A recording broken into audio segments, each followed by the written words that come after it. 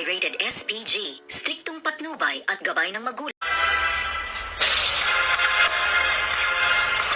Good morning and welcome sa aking munting channel, at dito nga ay tinawag nito nga si Warden, si Mayor Celso sa kanilang selda, at meron nga daw silang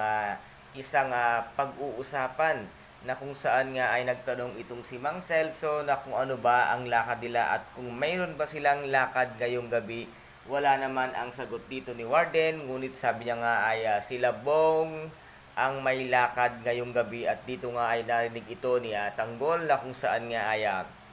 nagugulat at nagtatanong si Tanggol kung bakit may mga usapang ganon at merong mga lakad siyang naririnig. At sabi naman dito ni Ben, yan nga din ang hindi ko maipaliwanag at hindi ko maintindihan, na meron ditong mga labas-masok sa loob ng kulungan. Wala silang kaalam-alam kung ano ang ginagawa ng mga lumalabas na ito sa loob nga ng selda, na kung saan nga ay napakamahiwaga sa kanilang pakiramdam, at lalong-lalo na dito nga kay Tanggol. At dito naman ay nagbigay nga ng konting biyaya itong mga kakosa dito nga ni Tanggol, dahil nga alam nila na wala pa silang panghapunan, kung kaya't sumobra nga daw ang kanilang pagkain sa kanilang selda, kung kaya't nagbigay dito nga kila Tanggol para makaraos sila ng panghapunan. At dito naman ay tuwang-tuwa nga ang grupo nito nga si Tanggol, dahil nga meron na silang mailulutong masarap-sarap na pagkain, kung kaya't sabi nga dito ng kanyang mga kasama, meron akong mailulutong masarap na pagkain ngayon na ating hapunan, kung kaya't masaya sila na nagluluto nga ng kanilang pagkain na hapunan, at tuwang-tuwa sila dahil makakakain na raw sila sa wakas ng medyo masarap-sarap nga na pagkain. Kaya't sabi ni Tanggol ay sarapan ninyo ang inyong pagluluto ng ating makakain ngayong gabi. At dito naman nga ay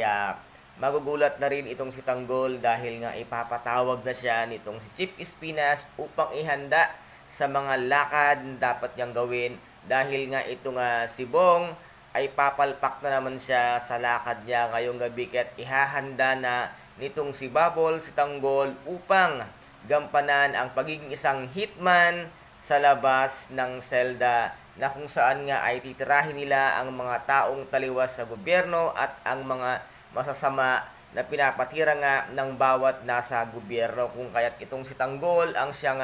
magiging tinaguri ang hitman nga ng selda, at dito nga ay